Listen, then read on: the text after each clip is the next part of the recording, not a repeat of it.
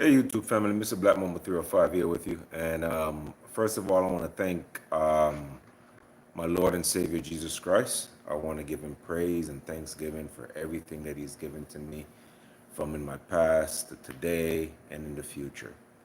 Thank the Holy Spirit for watching over all of us, all my viewers, everyone around the world, in the United States, you name it. I pray for it. With that said, guys, welcome to the live. I haven't gone live for a few days now. I've been studying for an exam that I have coming up. So, I've just been taking some time off to get some studying done. And whoever's in the live, welcome. So today's my first time going live for a while. So I kind of just want to, today we have our President Trump. And as we can tell right now, I'm just gonna wait a couple minutes before. Let's wait a couple minutes till some more people get into the live. We're just gonna wait till a few more people get in, then we get busy with it, talk about everything. Welcome, welcome. Shout out, tell me where you're watching from. Where you're watching from. I know I only have one person. There's going to be a couple people, a handful of people joining soon. My lives kind of start slow, then it picks up. Where are you watching from? My only viewer, talk to me. When it comes to Talk to me.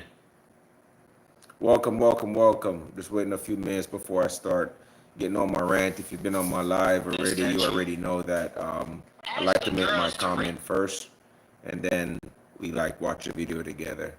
Where you guys watching from? Where you guys hailing from? Give you a shout out, guys. If you haven't subscribed, it takes very little to to contribute to the channel.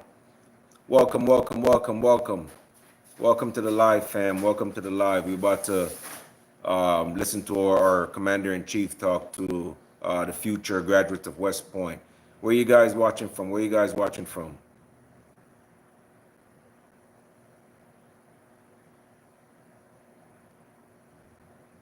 Welcome to the live, everyone. On K, I'm in Miami, Florida. Where are you? Where you at? Thelma, Brandon, hi. Hello. Where you guys watching from? I'm in Miami, Florida. Where's everyone else?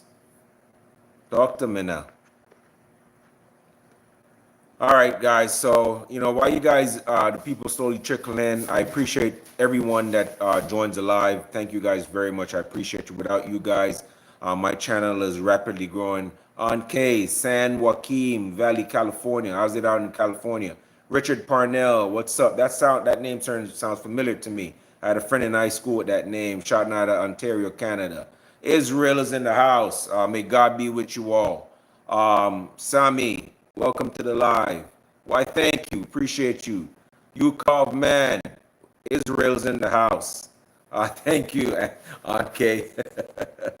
I'd like to think that I'm a pretty handsome dude, but you know what? I'm going bald too. So I don't like to, honestly, I don't like to, talk about myself. Makes me feel a little icky. Welcome, Fred. Shouting out of Kenya. John, plays. New York City's in the house. Welcome, welcome, welcome. I appreciate every last one of you guys for joining. I appreciate everyone. Thank you guys very much. Appreciate you guys coming in. I'm Jamaican, by the way, but I live here in Miami, Florida.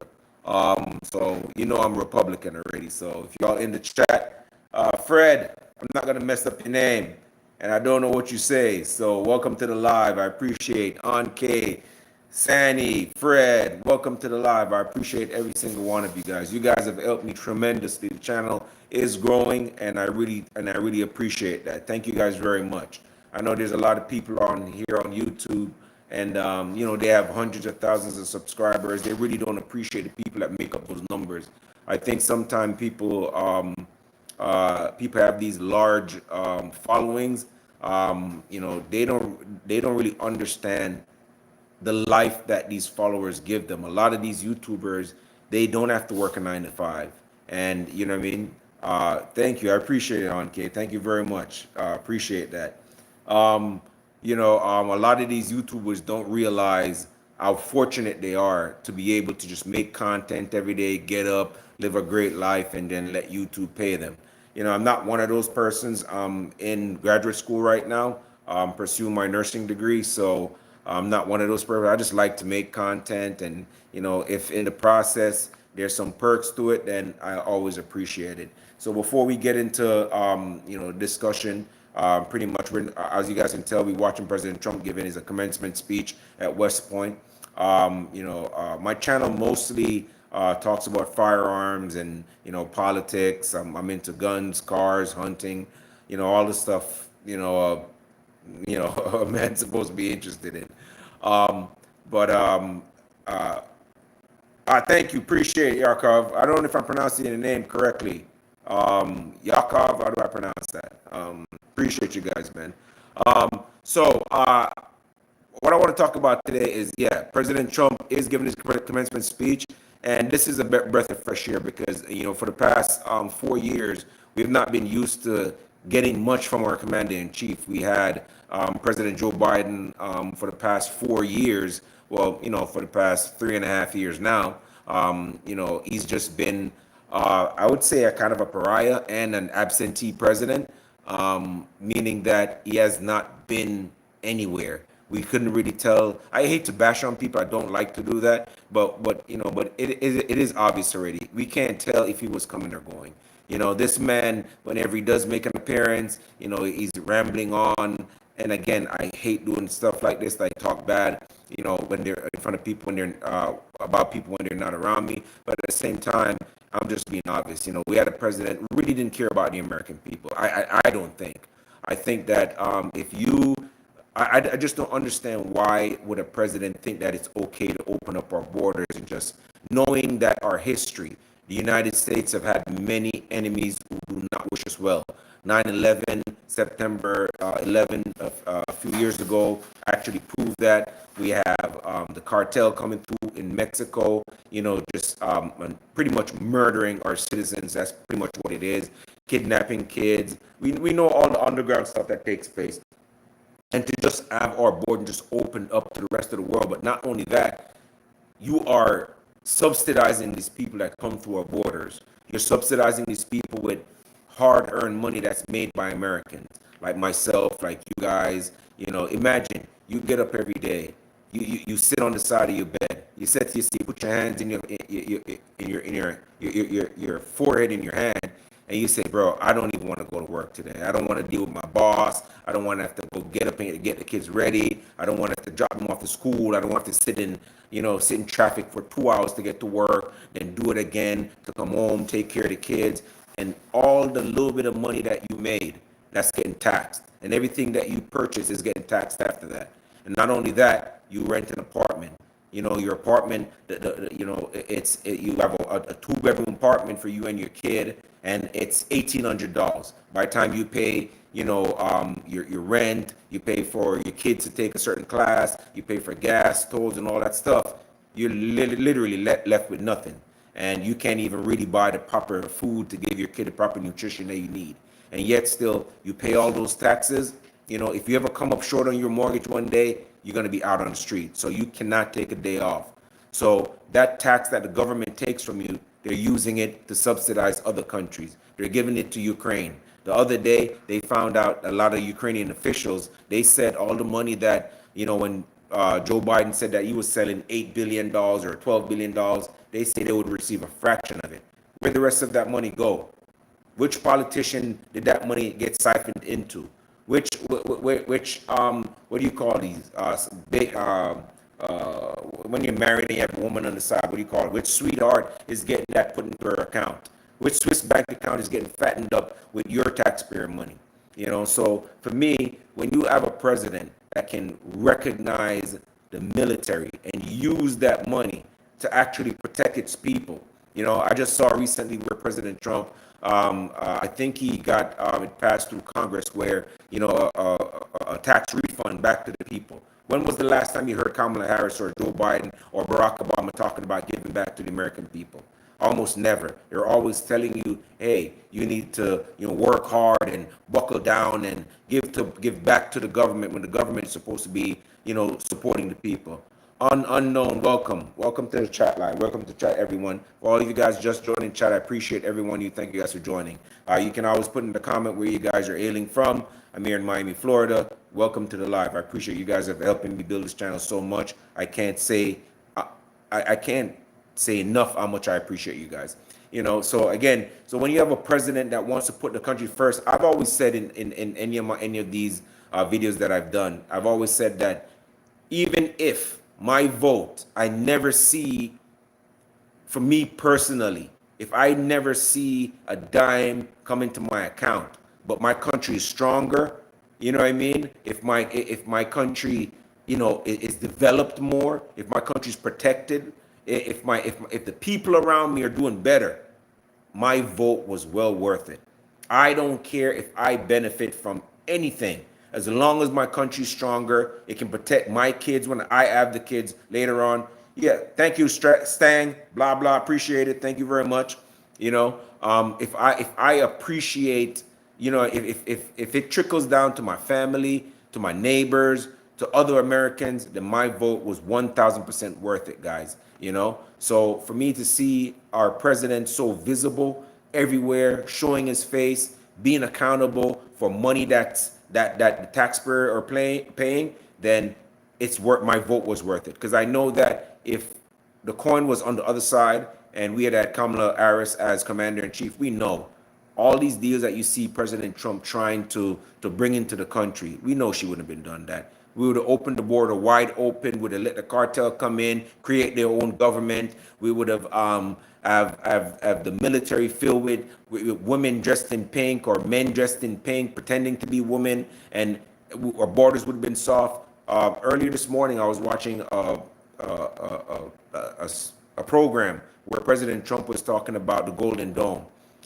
Like, when did any other president talk about something like this? He's talking about creating a defense system around all of the United States and possibly Canada, because Canada kind of seemed like they want to come in on it. But he's saying to them, for you to get that protection from us, you would have to pay your own share, or at least, pay a lot of it. Because as you guys know, we've been subsidizing Canada for a lot, and Canada really doesn't produce much, So how can you be mad at a president that wants to protect its citizens and make sure that we're safe? And I heard something of the sort that China was saying, our president should cease and desist from doing something like that, because it comes off like, we're trying to threaten the rest of the world. Are we trying to threaten the rest of the world when we're trying to build a protection system to protect our people? You know what I mean? I just don't get that. But anyway, veer off topic a little bit. But guys, again, man, it's always good when you can see your president. He does not belong. Anyway, no negative comments. I mean, you guys make all the comments you want, guys. If you guys don't mind, you can share where you guys are hailing from. I'm here in Miami, Florida. Just put in the comments where you guys are hailing from. I really appreciate every one of you. May God bless every one of you. Thank you guys for joining the live. And we're about to watch a president speak to these young men, these future military guys. And it's always good when you see your president always visible, transparent, or as transparent as they can possibly be. And again, thank you guys for joining. I appreciate you guys. Let's watch this. Guys, feel free to go ahead, like the video, guys. I would really appreciate that.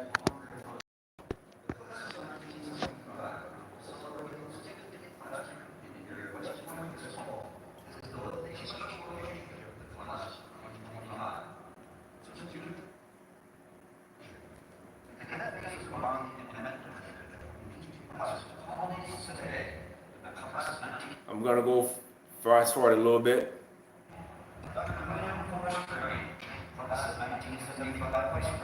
United States Army retired.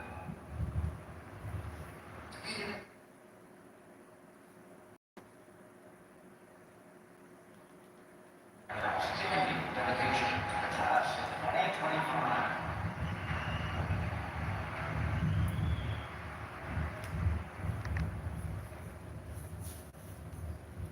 Ladies and gentlemen, and members of the class 25, just as a long line represents the connection of America's American story history. Today's faculty procession recognizes the dedication and academic excellence of all United States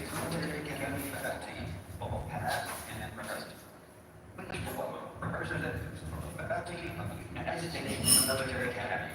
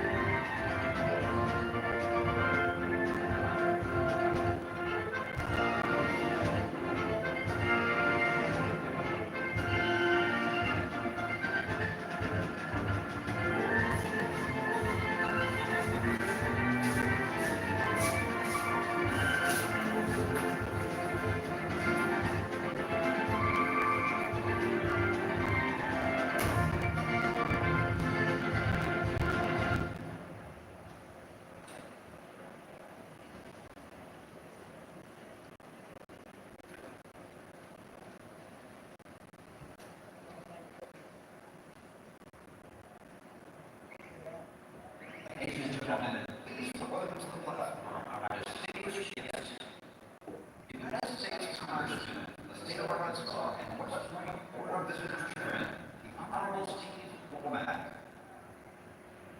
United States Representative for New York's 18th Congressional District and West Point Class 2004, the Honorable Pat Ryan. The Commandant of Cadets, Brigadier General R.J. Garcia.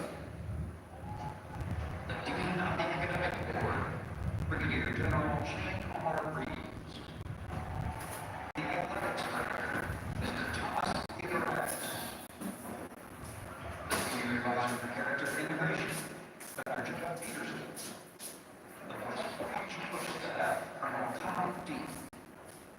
The United States Military Academy Commencement Major, Major Phil Burrow. The United States Cadets Commencement Major Tony Powers. Members of the Academic Board and other senior academy leaders.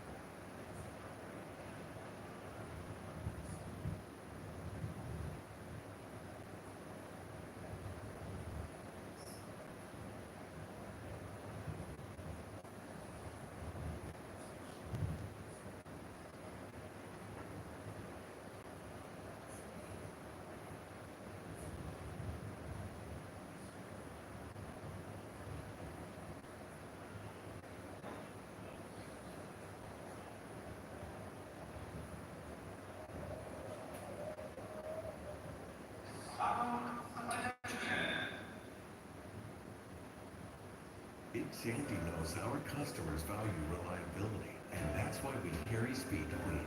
Quality washers and dryers built here in America. Commercial grade with the best warranty. Get the guaranteed lowest price and fast delivery from Big Sandy. Welcome back to Papa John's. I find other things in life, like ordering more to save more off the Papa Parents menu. It's all $6.99. You got a brownie. Why are you whispering? We're making you Papa Pairings for $6.99 each. Better ingredients, better pizza, Papa John's. Immerse yourself in a world of total moisture with Dr. Squash, the natural ingredient that infinitely moisturizes your body and mind. Take a bite out of dryness with Dr. Squash Total Moisture.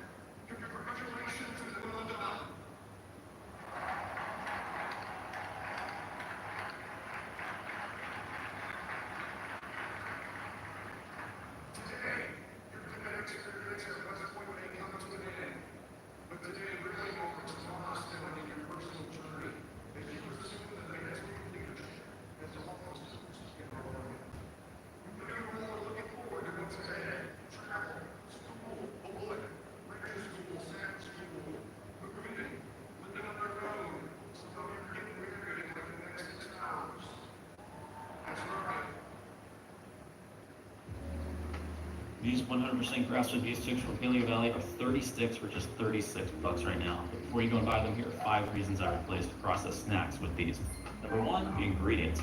There's 100% grass-fed beef from American Family Farms and organic spices, which makes these sticks incredibly flavorful while keeping things clean. Number 2, they're naturally fermented, which creates a great flavor, but without the preservatives like encapsulated lactic or citric acid found in all the other wheat sticks. Number 3, they're perfect for when you're trying to cut back on processed carb-heavy snacks, but still want something satisfying and delicious.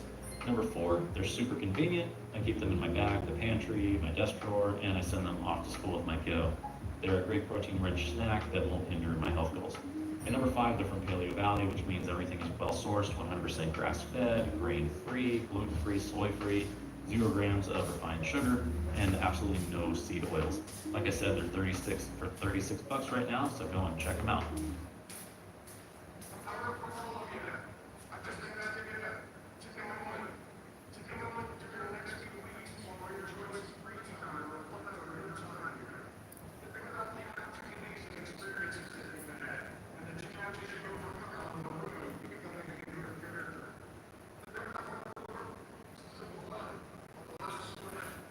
All right, guys, I'm gonna see if there's a better sound coming from a different channel because this one's a little echoey. Give me 1 second, guys.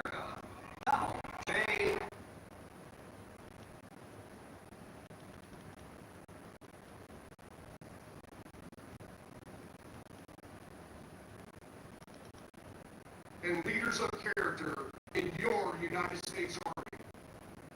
First, a very special welcome to the parents, Sorry about that, guys. My apologies. family, and friends of our graduates who are here today. Let's give them a round of applause.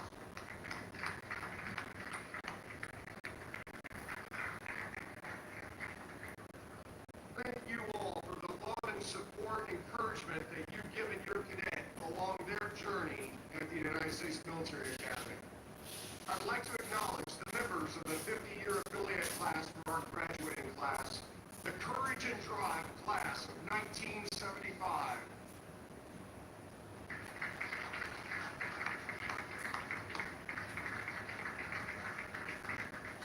Thank you all for supporting, mentoring, and inspiring these new leaders over the past 4 years. You are all wonderful exemplars of leadership, excellence, and selfless service.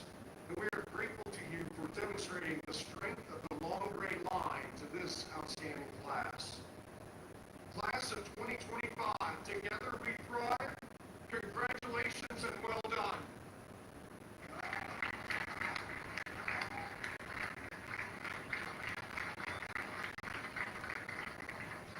Today, your cadet experience at West Point may come to an end, but today really marks a milestone in your personal journey as you assume the mantle of leadership as officers in our Army.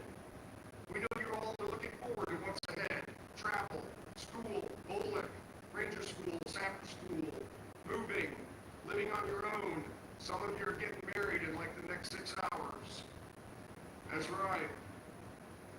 However, for all of you, I just ask you to take a moment during the next few weeks while you're enjoying some free time to reflect on your time here. Think about all the opportunities and experiences that you've had and the challenges you've overcome on the road to becoming a leader of character. Think about the hard work, some blood, a lot of sweat, as well as the grit, toughness, determination, and the continual pursuit of excellence. Think about the friends you've made and the relationships developed, the camaraderie with teammates, the TACs, instructors, coaches, and old grads who've encouraged and mentored you, and the family and friends who supported you and cheered you on. Take a moment to appreciate and thank all the people who helped you get to this point, and be grateful for all the experiences and opportunities that helped shape you these past 4 years. As you pursue this journey as a leader of character, remember, today is about the responsibility of service to our country and to the American people. Today is about challenging yourself, challenging others to be better teammates, better officers, better leaders of character. It starts with you each and every day. Today is also about the responsibility of leadership as Army officers. your responsibility to support and defend the Constitution of the United States, to be standard bearers, to lead by example and embody what right looks like. Most importantly, today is about your responsibility, your obligation to the citizens of our nation and to your soldiers, America's sons and daughters, to give them your very best leadership every single day. Also, take a moment to reflect and understand what it means to be a graduate of the United States Military Academy. People expect more from you as a graduate of this institution. You represent this institution and you represent the United States Army every single day. You now join a proud legacy of leaders of character who've committed themselves to selfless service and continual excellence, guided by our Army values and the ideals of duty, honor, country. Those ideals, they unify us and they define us. They define who you are as graduates of the United States Military Academy. And just as they've inspired you, you will now in turn inspire future generations. The class of 2025, you are ready to face the challenges that await you, prepared to live honorably, lead honorably, and demonstrate excellence in everything that you do. Congratulations and Godspeed to all of you. Mr. President, on behalf of the team at the United States Military Academy, it is an honor to present this outstanding class to you this morning as our nation's newest warfighters and leaders of character.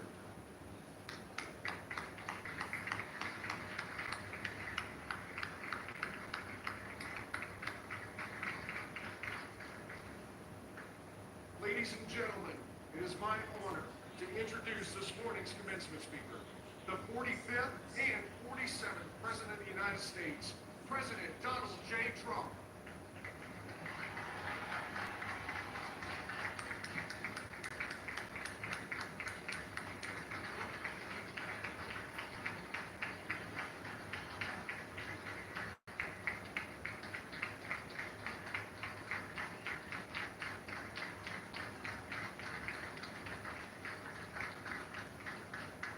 Well, I want to thank you very much. This is a beautiful place. I've been here many times, going to high school, not so far away.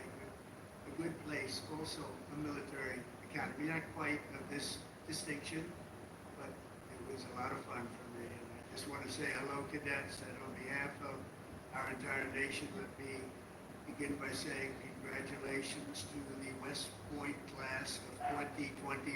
You are winners, every single one of you. Thank you.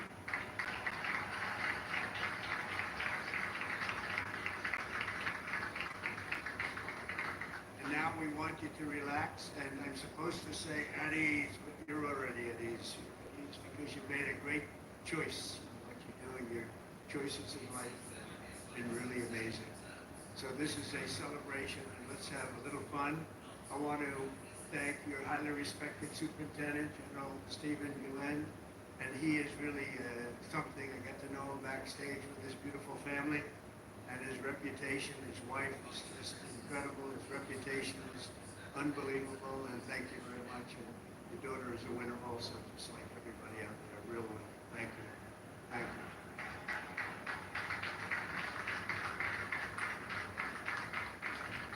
I also want to thank your Commandant General R.J. Garcia, Secretary of the Army Dan Driscoll, Army Chief of Staff General Randy George, Senator Ashley Moody, Representatives Steve Womack, Bill Heisinger, Pat Ryan, Mark Green, Keith Self, Acting U.S. Attorney Alina Hava, and very much just all of the friends. We have a lot of friends in the audience today, and I just want to thank them all for being here. We have a tremendous amount of my friends. They wanted to come up and they wanted to watch the ceremony, and they wanted to watch you much more so than me.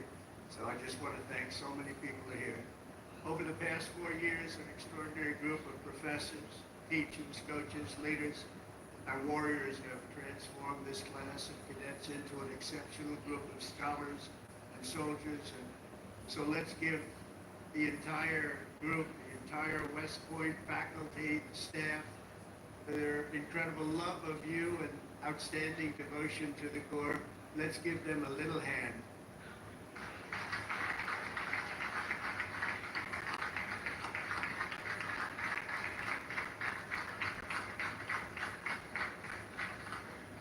And importantly, we can't forget all of those people beaming with pride. Look at them in the audience. They're so proud.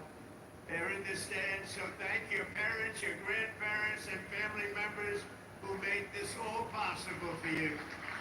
Thank you.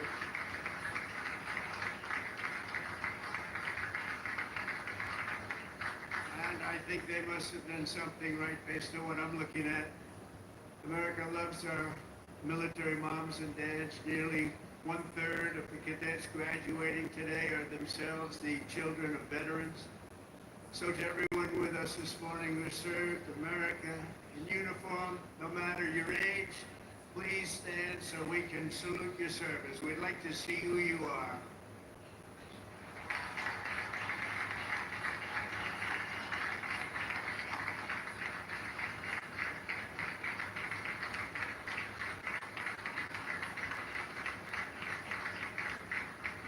Congratulations. Great job.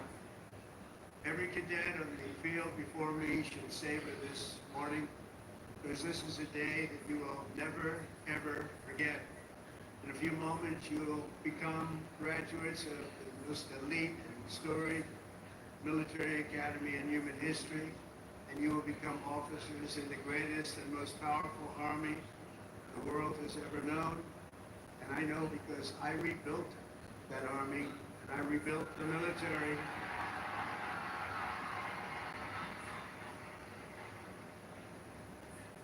And we rebuilt it like nobody has ever rebuilt it before in my first term.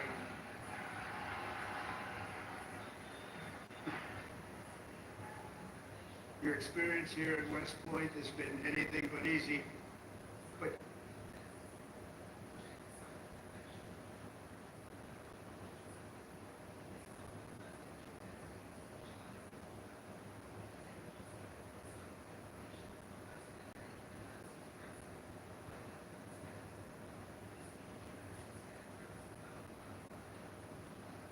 lethal warriors ever to walk on this planet.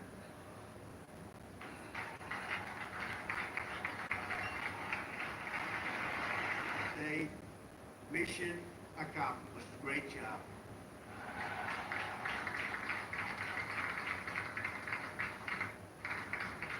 But now you have to go on. You have to forget that. Because now you have another. It's a sad thing, isn't it? You know, you can't rest on your laurels no matter what. You just have to keep going. You take a little day off, and you go on to the rest. Because you have to have victory after victory after victory, and that's what you're going to have as you receive your commissions as second lieutenants. Each of you continues down the same hallowed path walked by titans and legends of U.S. military law, giants like Ulysses S. Grant, John Blackjack Pershing, Dwight David Eisenhower, the one and only Douglas MacArthur, old blood and guts George Patton, and Norman Schwarzkopf. All great. So many more. They and countless other patriots before you have walked out of these halls and straight into history, and today you officially join those immortal heroes in a proud ranks of the long gray line. You know that term, so beautiful, the long gray line. Among the 1,000 cadets graduating today, 26 of you wear the prestigious Star Wreath, signifying the highest level of academic achievement. Please stand up. 26. Let's see if somebody stands who shouldn't be standing.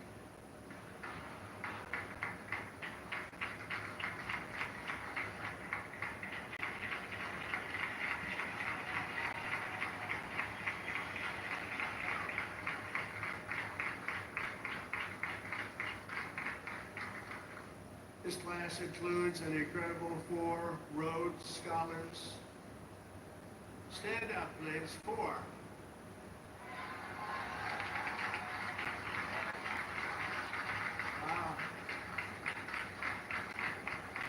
That's tied for the most of any West Point class since 1959. That's grade 4. Congratulations. Boy, oh boy, oh boy. I want to bring them right to the Oval Office. I don't want to have them go too far away from me. 8 cadets here today took on the challenge of designing their own hypersonic rocket. Oh, we can use you. We're building them right now. You know, we had ours stolen. We are the designer of it. We had it stolen during the Obama administration. They stole it. You know who stole it? The Russians stole it. Something bad happened. But we're the designer of it. We're now building them, and lots of them. And earlier this year, they launched it into space, setting a world record for amateur rocketry. Can't get you in there fast enough. This class excelled not only mentally but also physically last January when more than 1,000 cadets volunteered for an 18.5-mile march on a freezing winter night. Cadet Chris Verdugo completed the task in 2 hours and 30 minutes flat, smashing the international record for the competition by 13 minutes. Where is he? Where is he?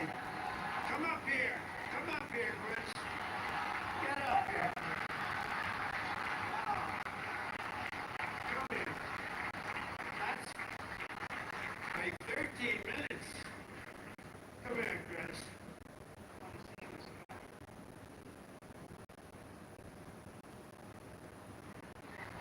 Say something. Come here. Come here.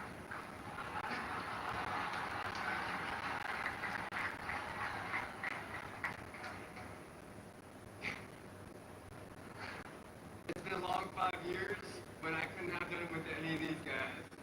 Love you guys all. Thank you.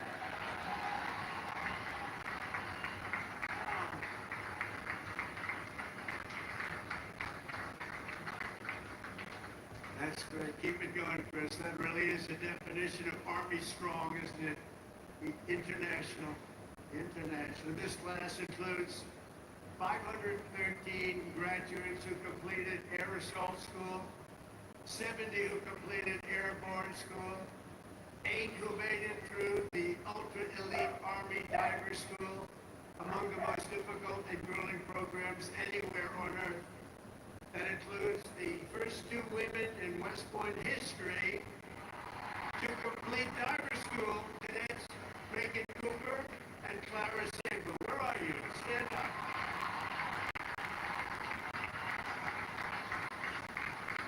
Where are they? Wow, great job. That is not easy. Congratulations, Megan, Clara. That's a job well done. Thank you very much. Some of you achieved a different kind of distinction here at the Academy, including 7 centurymen who completed 100 hours of marching for disciplinary, infraction. No, don't tell me I'm doing that. Oh, I'm so sorry. Would you like to stand up? I don't know.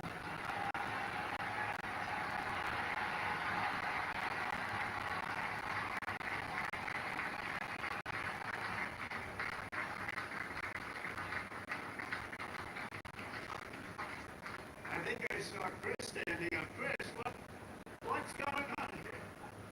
But you had one good, one not so good, right, Chris? Can't believe Chris is standing up. But we want everyone to leave here today, Chris, so you're going to be okay because we're going to do something with a clean slate. So in keeping with tradition, I hereby pardon all cadets on restriction for minor conduct offenses effective immediately. So you're all okay. You're all okay.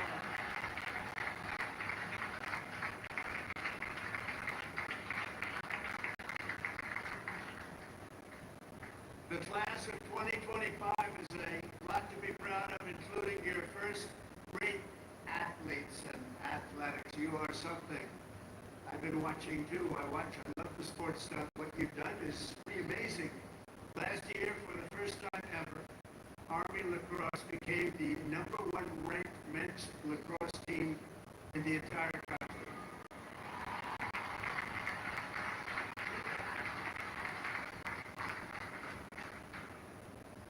Those of you on the team, stand. That's a big honor. Stand.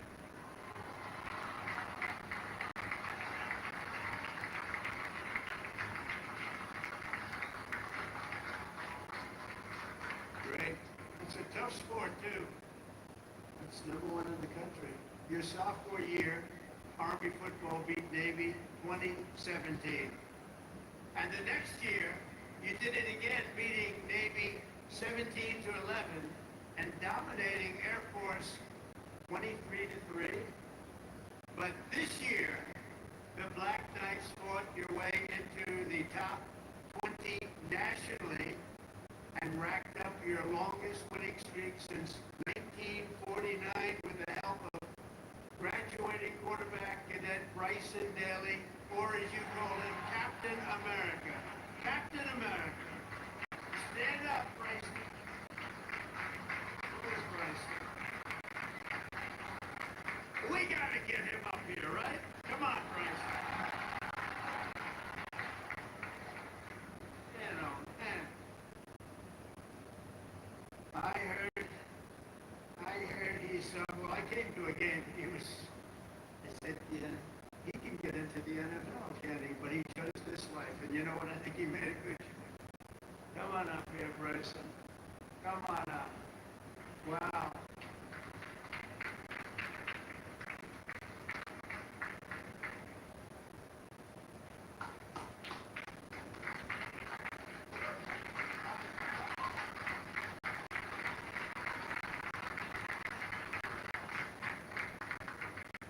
Go Army football.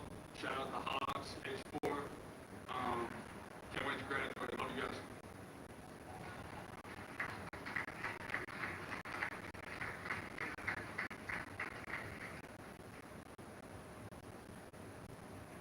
I just tapped his shoulders like I hit a piece of steel.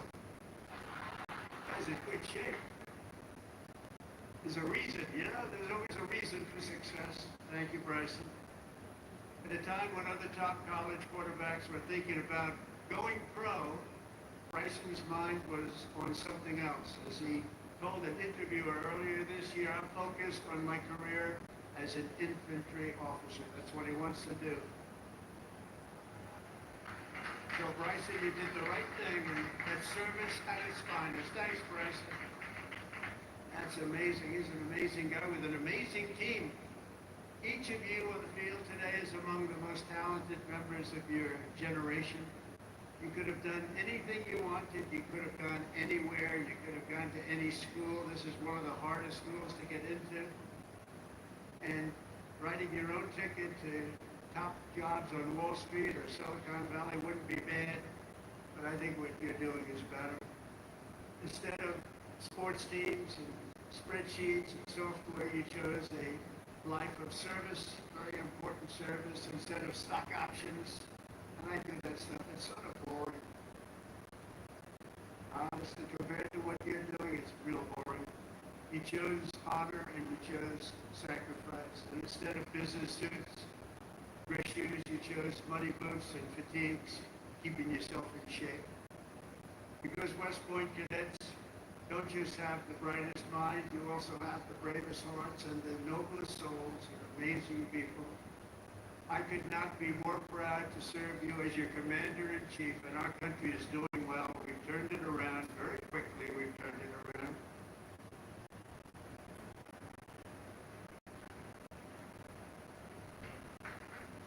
I just got back from the Middle East, and I was at, as you know, Saudi Arabia, Qatar, UAE, and I will tell you, they said, all three leaders, great leaders of those three nations, they all said the same thing.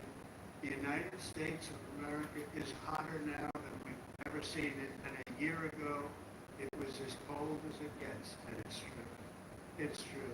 We have the hottest country in the world, and the whole world is talking about it. It's an honor for all of us. I cannot wait to see the glory that is still ahead, however, for the West Point class of 2025, and we're going to help you a lot because we're going to give you a nation as good or better than it ever was. That's what I promise you.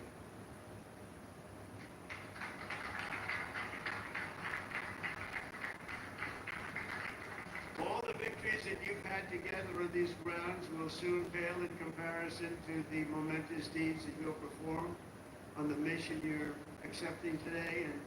And as a future leader of America's Army, and we have that Army geared up, we have ordered, just $1 trillion military budget, General. You know that? $1 trillion. Some people say, could you cut it back? I said, I'm not cutting 10 cents. There's another thing we can cut. We can cut plenty of others. Right, Dan? We can cut plenty of other things, and you have a good man in there. It's a very different warfare out there today. Now, they've introduced a thing called drone. A drone is a little bit different. It makes you have to go back and learn a whole new form of warfare, and you're going to do it better than anybody else. There won't be anybody close. Generation after generation, the men and women of the Army have done whatever it takes to defend our flag, pouring out their blood onto the fields of battle all over the world. All over the world, you're respected like nobody is respected. Our soldiers have sprinted through storms of bullets, clouds of shrapnel, slogged through miles of dirt and oceans of sand, scaled towering cliffs of jagged rock. And time again, the American soldier has charged into the fires of hell and sent the devil racing in full retreat.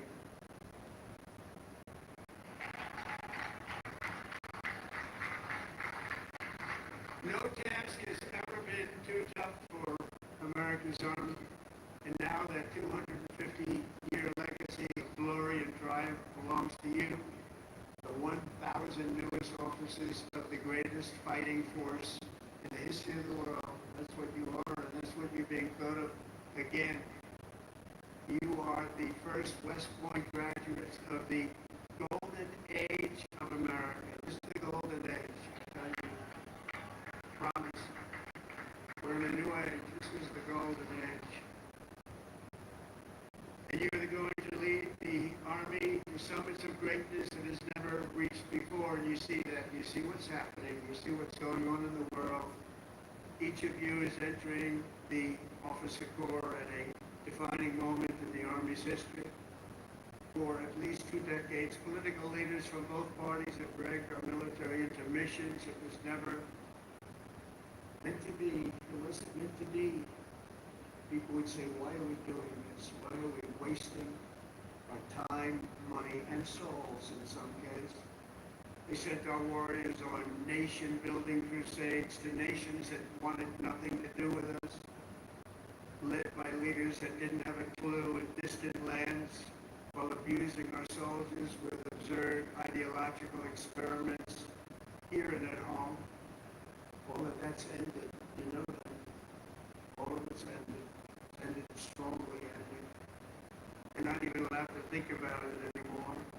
They subjected the armed forces to all manner of social projects and political causes, while leaving our borders undefended and depleting our arsenals to fight other countries' wars. We fought for other countries' borders, but we didn't fight for our own border, but now we do, like we have never fought before around the world. But under the Trump administration, those days are over. We're getting rid of the distractions, and we're focusing our military on its core mission, crushing America's adversaries, killing America's enemies, and defending our great American flag like it has never been defended before.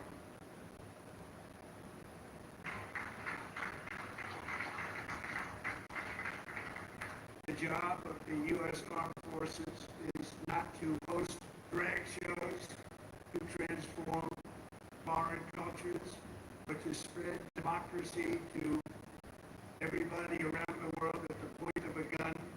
The military's job is to dominate any foe and annihilate any threat to America anywhere, anytime, and any place.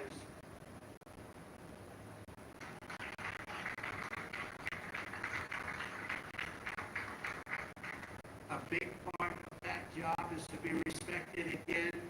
And you are, as of right now, respected more than any Army anywhere in the world. And that's happening. And I can tell you, you are respected like nobody can believe. As president, I am laser focused on our core national interests. My preference will always be to make peace, to seek partnership, even with countries where our differences may be profound. As you know, we're working on a lot of things right now. When I left office 4 years ago, we had no wars, we had no problems, we had nothing but success. We had the most incredible economy, the single greatest economy for a president in history. I think we're going to beat it this time by a lot, if you want to know. But we had something going on very special.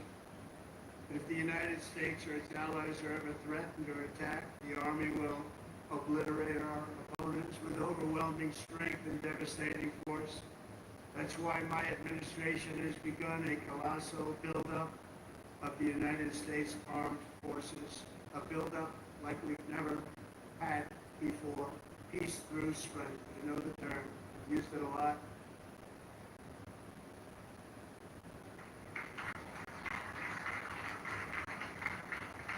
Because as much as you want to fight, I'd rather do it without having to fight. I just want to look at them and have them fold. That's happening. That's happening.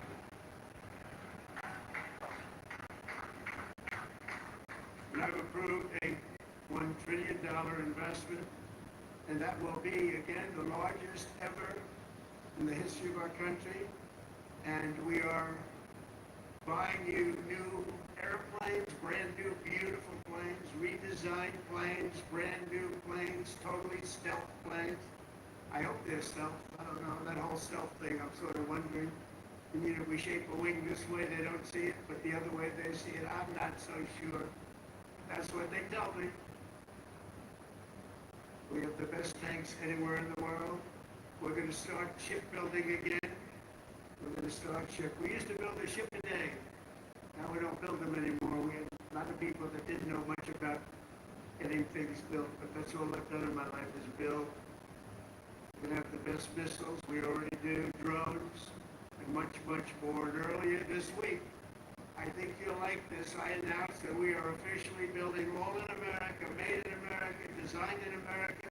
We're the only ones that could do it because we're the only ones with the great technology. We're building the Golden Dome missile defense shield to protect our homeland and to protect West Point from attack. And it will be completed before I leave office.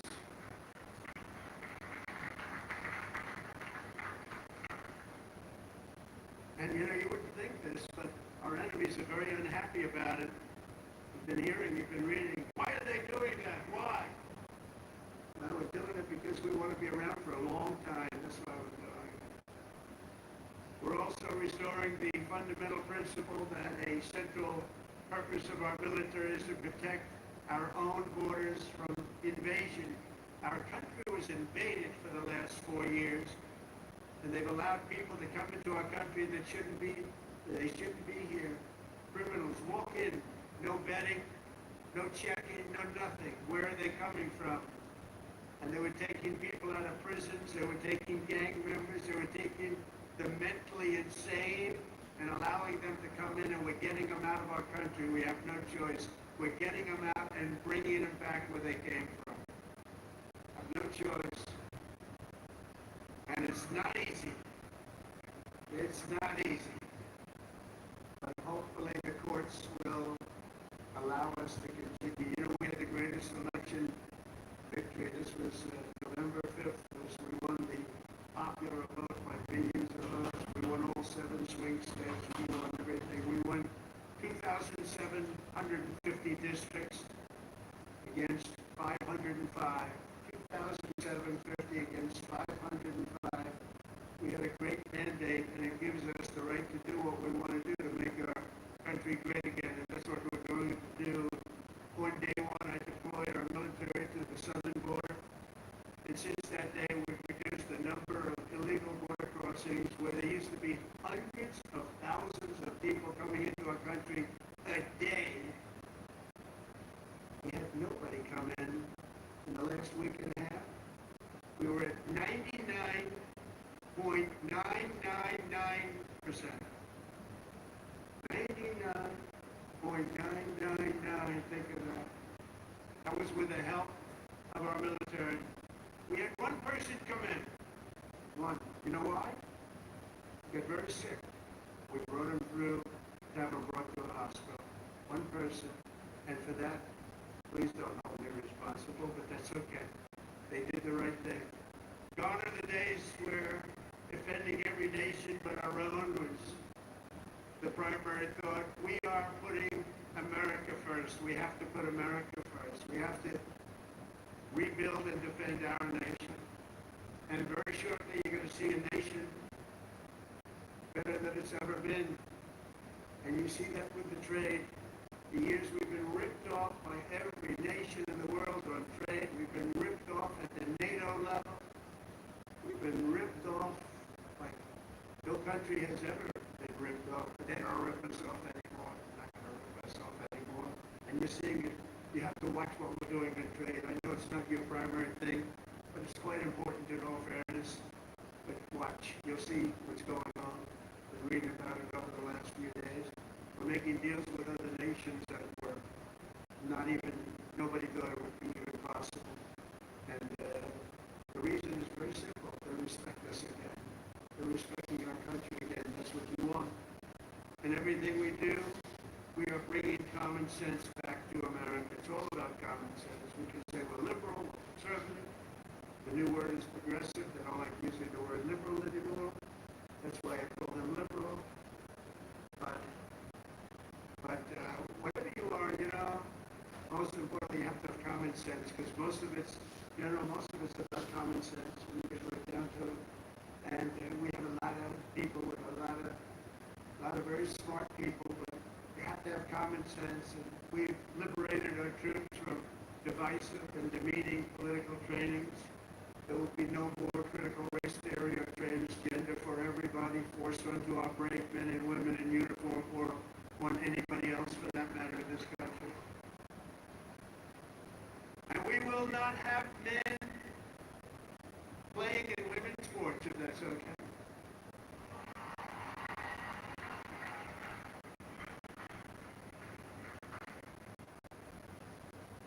I mean, I wouldn't want to have to tackle, as an example, Bryson as a man. But I don't think a lot of women want to tackle him. I don't think so. How crazy is it? Men playing in women's sports, how crazy is it? So ridiculous, so demeaning to women. And it's over. That's over. We've ended it. And promotions and appointments will not be based on politics or identity. They'll be based on merit. We won that case in the Supreme Court of the United States. We're allowed to go back to a system of merit. We're a merit-based country again today.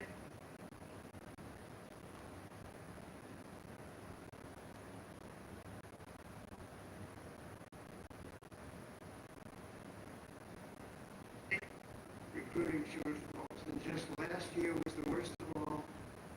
The last year of the Biden administration.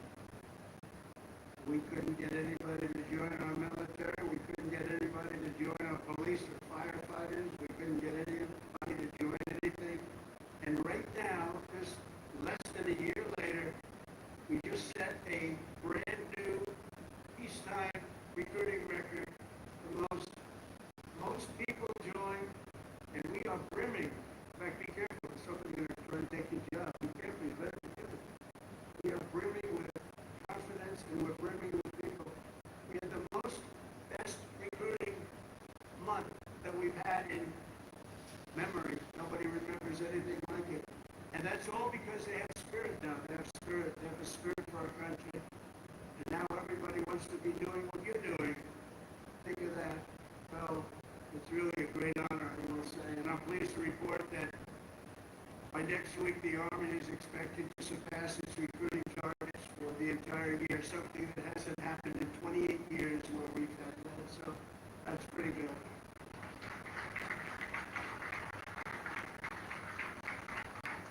And it's nice to know that you're doing something that everybody wants to do, isn't it? Really? I hated to hear that. During the campaign, I was hearing that they couldn't get people to enlist, but now we're getting people. It's sad because we're telling so many people, I'm sorry, we can't do it. My administration is doing everything possible to forge the most powerful military ever built. But ultimately, the task of keeping America strong and safe in the years ahead is going to belong to you. Among you are the lieutenants, majors, colonels, and generals who lead the Army for the next 10, 20, 30, and even 40 years. So as Commander-in-Chief, let me offer a few words of advice as you begin your Army careers. And I thought I'd do this, and I can make this to a civilian audience or to a military audience. It's pretty much the same. And I did this recently at Ohio State. And they really liked it. I gave them a little advice as to what I see for what you want to do, and some tips. And first of all, and you've already done it, different from civilians, they're making their decision right now. You've already made your decision. I love your decision. You have to do what you love. You have to do what you love. If you don't love it, you'll never be successful at it. And you've done this, and you really, many of you in the audience, many of you that are graduating, you come from military backgrounds, or you love the military, it's what you want to do, it's what you want to talk about. One thing I see about people that love the military, that's all they want to talk about. I'll be out to dinner, and generals, if they love their job, usually the only good ones are the ones that want to talk about it all the time.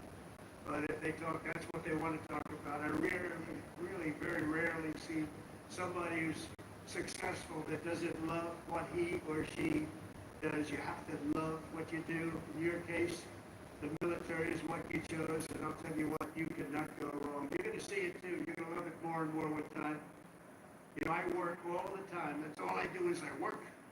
Whether it's politically or before that, I was a good businessman, in case you haven't heard, really good. But I was good because I loved it.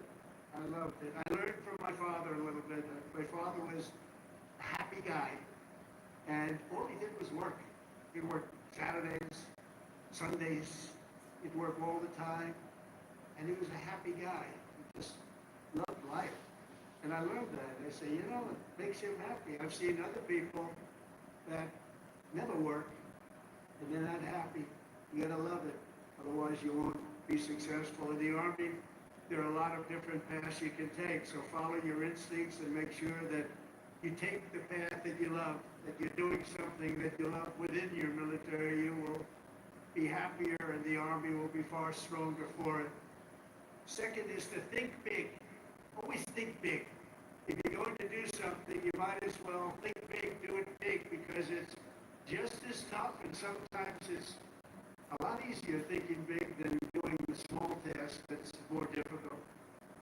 One of your greatest graduates, General Eisenhower, used to say, whenever I run into a problem that I can't solve, I always like to make it bigger to solve it and solve more of it. If you're going to solve a problem, it might as well be a big problem as opposed to a small problem that lots of people can take advantage of and solve. So you can achieve something really amazing. Think big. Third, though, you got to do this. Brain power you have to have. Potential you have to have. But to be really successful, you're always going to have to work hard. An example is a great athlete, Gary Player, great golfer. He wasn't as big as the other men that were playing against him, great, big, strong guys. Gary was a smaller guy. I don't want to say this way, he's a friend of mine. He gets a little angry at people because he hits the ball just as far. He said, I hit the ball further than them. Why am I small? But he worked very, very hard. He was always doing exercise. He was well ahead of his time. He never stopped. He won 168 golf tournaments. He won 18 majors, 9 regular and 9 on the senior tour. 18 with 168. That's the most tournaments internationally, the most tournaments anybody's ever won. But he made a statement years ago, and I heard it. He's the first one. I think I've heard it a couple of times since, but he was the first. He said, it's funny. The harder I work, the luckier I get. And thinking that the harder I work, the luckier I get. And you worked hard, and you're working hard, and the harder you work, the luckier you're going to get. Fourth is, don't lose your momentum. Momentum's an amazing thing. Keep it going. I tell a story sometimes about a man who was a great real estate man. It was a man who was admired for real estate all over the world, actually, but all over the country.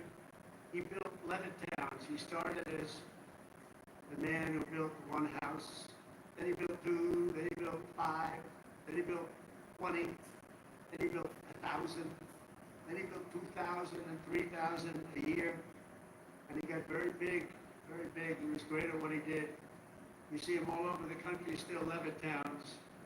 It's a long time ago. He was the first of the really, really big home builders. And he became very rich.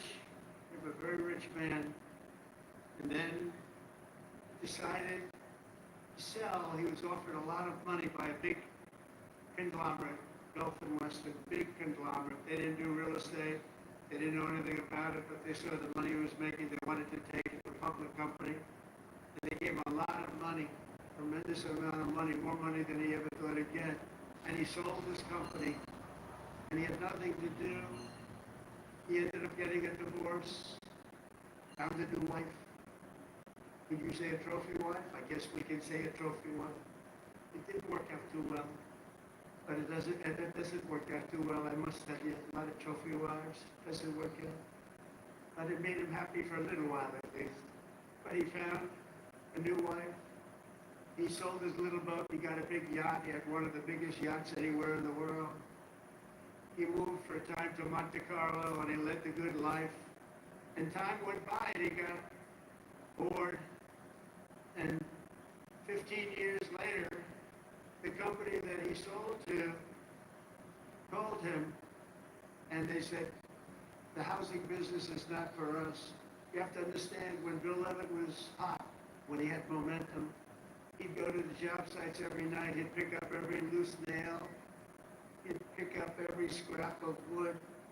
If there was a bolt or a screw laying in the ground, he'd pick it up and he'd use it the next day in putting together a house.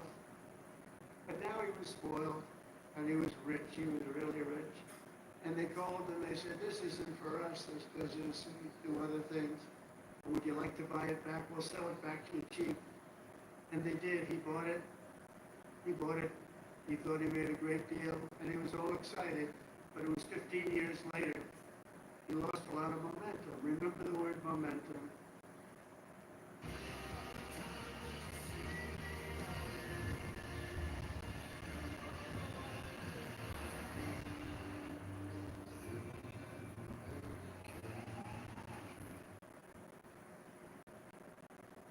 Gently press the closed bags and XL size.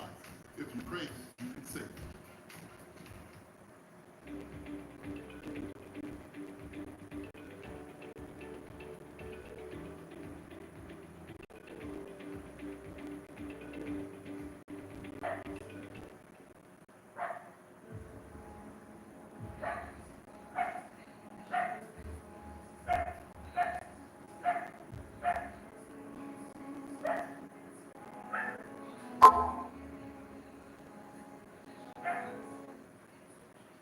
And he lost everything. It just didn't work. He lost everything. And I was sitting at a party on Fifth Avenue one night, a long time ago, and you had the biggest people in New York, the biggest people in the country, all in that party, and they were all saluting each other, how great they were. They were all telling each other, I'm greater than you. It's really gives you headaches sometimes. But they had all these people that telling their own stories about how fantastic a cocktail party. And I looked over, and I was doing well. I was invited to the party, so I had to be doing well. I was very, very young.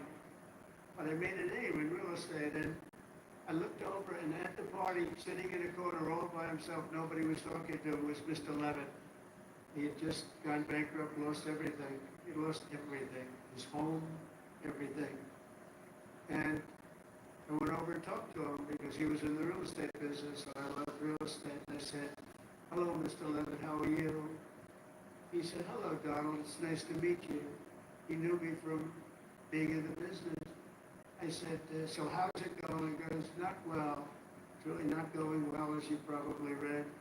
A very, very tough period for me, son. And I said, so what happened? Is just anything you can do? He goes, no, there's not a thing I can do. He said, I'll never forget. He said, I've lost my momentum. I just didn't have it. I used to have it, but I lost my momentum. So it's a story I tell, and you have to know when you have the momentum, but sometimes you have to also know when you've lost the momentum. And leaving a field sometimes, leaving what you're doing sometimes is okay. But you gotta have momentum, but you have to know that momentum's gone. You have to know when to say, it's time to get out. And it's a very sad story. I remember that story so well, like it was yesterday. Fifth, you have to have the courage to take risks and to do things differently. Eisenhower again was threatened with court-martials as a young officer for advocating a new doctrine of tank warfare. Billy Mitchell was thrown out of the Army for pioneering the use of air power. They said, what do you mean air power? Don't be ridiculous. People willing to try and do things differently. It's never going to be easy for them, but they're the ones that are going to really do the important things. They're the ones who are going to make history. So don't be ashamed and don't be afraid. This is a time of incredible change, and we do not need an officer corps of careerists and yes men and people that want to keep it going the way it's been, because it changes rapidly, especially what you're doing. Because believe it or not, you're in a business, profession, where things change as rapidly like warfare, the type of warfare. Unfortunately, we're getting to see it with Russia and Ukraine, and we're studying it, and it's a very terrible thing to study. But we're seeing the different forms of warfare. We're seeing the drones that are coming down at angles, and with speed and with precision. We've never seen anything like it. Never seen anything like it, and we're learning from it. But your profession changes very rapidly. You've got to be at the top of it. You've got to be right at the head of the needle. We need patriots with guts and vision and backbone who take personal risks to ensure that America wins every single time. We want to win our battles. You know, I defeated ISIS in 3 weeks. They told me it would take 5 years. And the general that did it, you know that story, was named Raisin Cane. His name is Dan Kane, but his nickname was Raisin Cane. I said, your name is Raisin Cane. I love that. Is that a nickname? That's what they call me, sir. I love you, General. I think you're the guy I'm looking for. I want to know a guy named Raisin Cane, and he is now the head of the Joint Chiefs of Staff. And he's a highly respected man. And we defeated, think of it, ISIS. They said, how long in Washington? Sir, it will take 4 years to defeat them, maybe 5. And maybe we won't, because they're all over the place. And then I met a man that said he can do it in 3 weeks, and he did it in 3 weeks. And that's why he's the head of the Joint Chiefs of Staff right now. And we did things that nobody thought were possible. We've had great military success. When you have the right leader and you have the right people, and we have the right people, you're going to have tremendous success.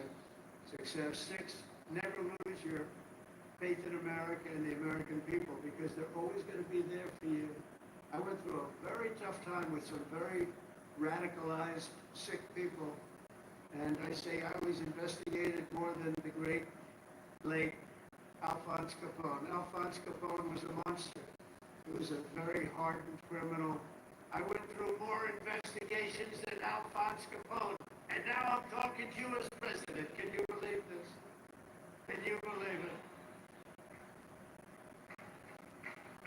So you got to fight hard. You got to never give up. And don't let bad people take you down. You got to take them down. A lot of bad people out there, and those people, you have to figure it out. But you also have a lot of great people. Finally, hold on to your culture and your traditions, because that's what makes something really great, and that's what's made the Army great, the culture and the tradition. Whether we're talking about a battalion, a business, a sports team, or even a nation, History has shown that in many ways culture is destiny. So do not let anyone destroy the culture of winning. You have to win. Winning is a beautiful thing. Losing, not for us, not for us, not for anybody here. If it was, you wouldn't be here. From the earliest days of our nation, this supreme tradition of American military service has been passed down from soldier to soldier and generation to generation, and it's a beautiful thing to watch. Graduating today is Cadet Ricky McMahon, Ricky's great-grandfather. Stand up wherever you are, Ricky, because you're going to like this. Ricky's great-grandfather served in World War I. His grandfather served in World War II. And his uncle, father, and mother all graduated from West Point. Where is Rick?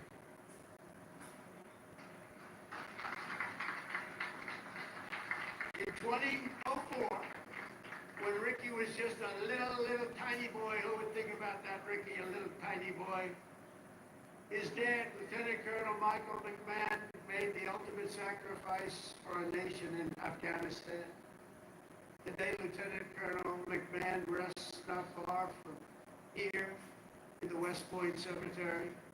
Last year, 2 decades after losing his father, Ricky placed a gold chip from his dad's 1985 class ring into a crucible along 87 other rings were with it.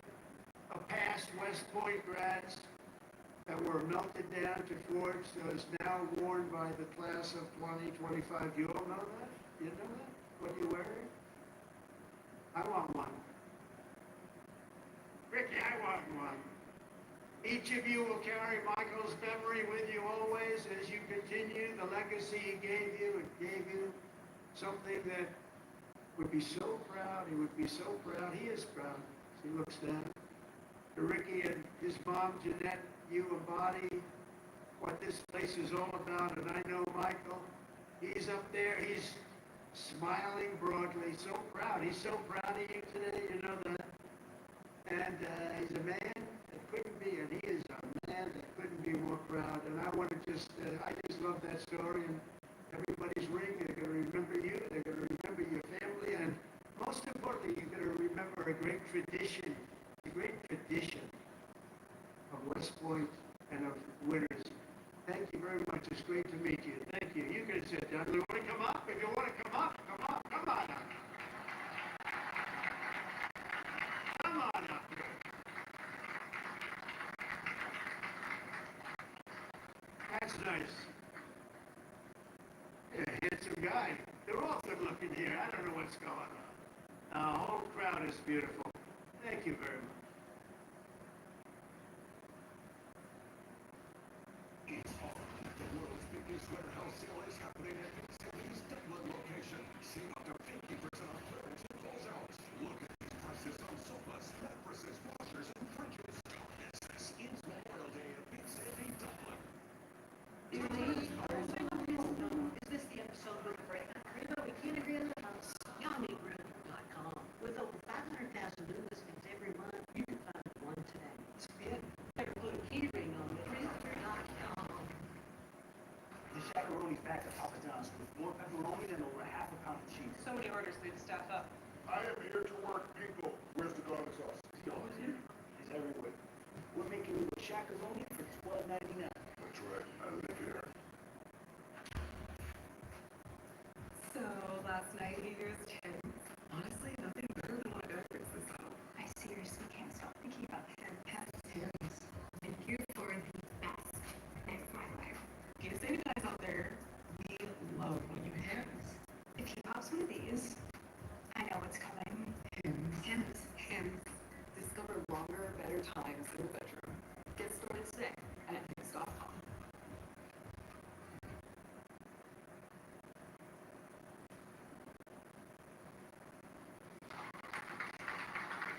I'd like to thank my mother.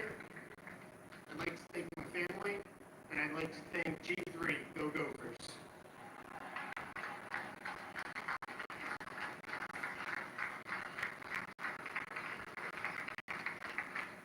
These are good-looking people. tell you, General, what's going on over here? Looks like all a bunch of male models. I can't stand it.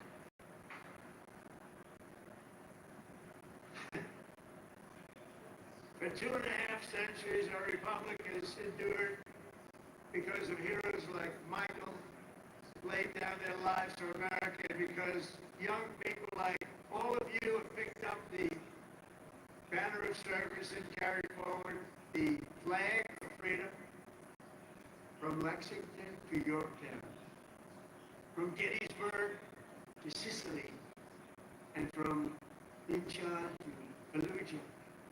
America has been won and saved by an unbroken chain of soldiers and patriots who ran to the sound of the guns, leapt into the maw of battle, and charged into the crucible of fire to seize the crown of victory, no matter the odds, no matter the cost, no matter the danger.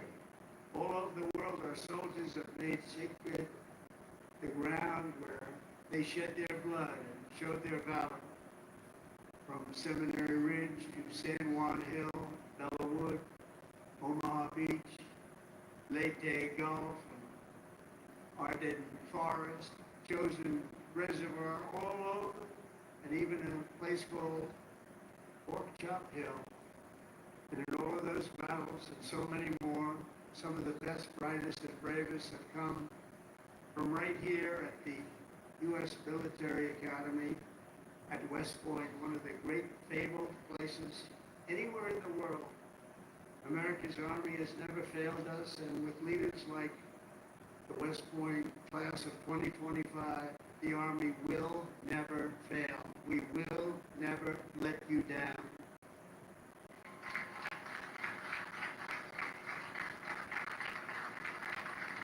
And over the last week, I had the honor of speaking to the heads of many countries, and they would say, 2 weeks ago, they said, "Sir, we're celebrating the victory today of World War II." And I said, "Wow, that's nice." Then I call another one, unrelated. "Sir, we're celebrating the victory of World War II." And I called up President of France on something also unrelated. He said, "Sir, we're celebrating our victory over World War II." I said, "Well, whoa, what have we here?" We helped them a lot. And I had this. Russia talked to Putin about ending the terrible war that's going on. And he said they're having a big victory march. And they did lose, in all fairness, 51 million people. But they were all celebrating. The only country that wasn't celebrating was the United States of America. And I said, "Isn't that amazing? We were the ones that won the war. And we were helped. We were helped. In some cases, we had to help them. But we were helped by some of the nations. And we were strongly helped by a couple of them. But every one of them was celebrated. They had Victory Day. They called it Victory Day in Europe, Victory Day all over. And we weren't even thought about it. Nobody had a Victory Day. And so I named that special day and another special day from now on as a holiday, but a holiday where we work. Because we don't have enough days. We're going to be having so many holidays, we're not going to be able to work anymore. But I named it for World War II and a separate day in November, as you know, for World War I. I said, you know, all of these countries that participated in the war are celebrating, but the greatest country of them all, and the country that won the war, nobody even talked about. And so we're going to be talking about it too from now on, and I think you'll appreciate it. We won the First World War, we won the Second World War, and you know where we won them from? Right here at West Point. West Point won the war. You won 2 world wars and plenty of other things, but you wouldn't think of it. We don't want to have a 3rd World War. But we won the First World War, we won the Second World War right here from West Point. And that's something. And we're going to be talking about it. You know, they can talk about it, And in some cases, as you know, they didn't do too much to help.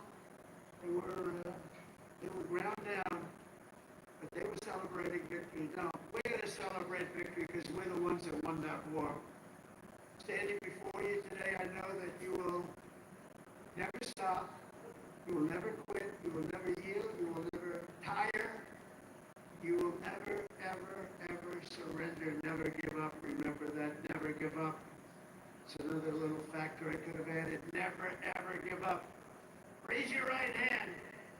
I pledge I will never, ever give up. You can never give up. You can never give up. If you do, you're not going to be successful because you'll go through things that will be good. You're going to have great moments. You're going to have bad moments. You never give up. Through every challenge and every battle, you'll stand strong. You'll work hard. You'll stay tough. And you will fight, fight, fight, and win, win, win.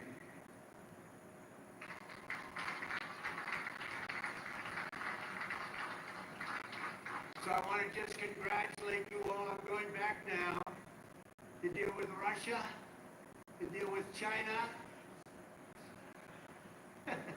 What's that all about? That's it. And to get you lots of victories. So we're going to keep winning. This country is going to keep winning, and with you, the job is easy. I want to thank you all. Congratulations to the class of 2025. God bless you all. Incredible people. Thank you very much, everybody.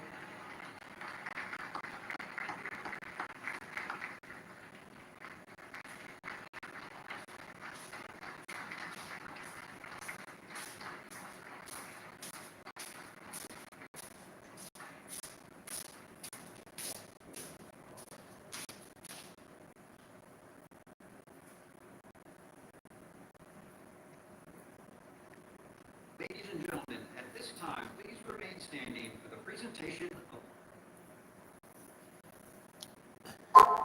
Hey everyone.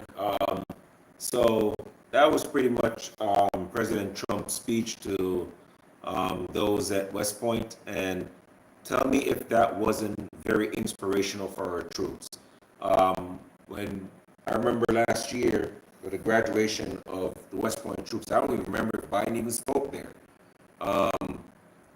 It is just amazing that our president has so much time to go to all these countries, negotiating peace with Russia and Ukraine, with brokering deals across the planet so we can make our country as strong as possible. And then he still has time to do all these little things that he does, to meet up with those in Hawaii, to talk about fisheries that we have, to meet up with the African president. Then he comes and speak at different graduations, come speak to the troops at West Point, give them such an inspirational speech, and that is the kind of president we want. Yes, we know that the speeches have been written sometimes by someone else, but the gist of the speech is always indicated by the president. You give them a certain sense of what you'd like to say. They write it. You might throw in whatever else you want, but we know President Trump has been speaking in front of people for years now, since his youth. So this is nothing new. He can pull a speech out of his ass any day. All he does is public speaking. So this is nothing new to them. But just to see our president speak to these young men and women at West Point and encourage them to be the best, that they can be, and to always tell them to strive to defend the Constitution and the people and the United States is just heartwarming and wonderful. And with that said, guys, I'm not going to stay too long because I do have other things to do. But I do want to take the time out to thank you guys for coming in and supporting this channel. I really appreciated it. Without you guys, I could not do what I'm doing now with the channel. And I know the videography is not very great. It's a little bright at times, blurry at times, but this is the channel I have right now. And until the funds come in and I can do better, then this is what it is. But I think what's important is the commentary at the end and the beginning of my videos, and I give my insight. A lot of people might agree, might not agree, but it's okay. I just want to spark dialogue and not people talking. So with that said, guys, if you guys haven't subscribed to my channel, check out the rest of my videos. Check out my channel. And if you like what you see, give it a like, give the videos a like, and put it into rotation. And feel free to subscribe. That would be really appreciated. And with that said, guys, I want to pray for you guys. I want to thank the Holy Spirit for continuously watching over all of us, waking us all up this morning. I I want to thank him for sending his son, Jesus Christ, my Lord and Savior, which I claim in front of the world every day, all day. I want to thank him for waking me up this morning, putting me to bed at night, and even guiding my future. I pray for everyone that's watching in the chat, in the comments right now. I pray for everyone around the world. I pray to guide our president, help him to make the best decisions. I pray that peace will constantly fall over this planet. I pray that people that are fighting across the world will come to some common ground. And I pray for everyone who's going through a hard time right now in their life. I pray that you come into their life, work with their situation, give them discernment, so that they may see the right path, that they may walk.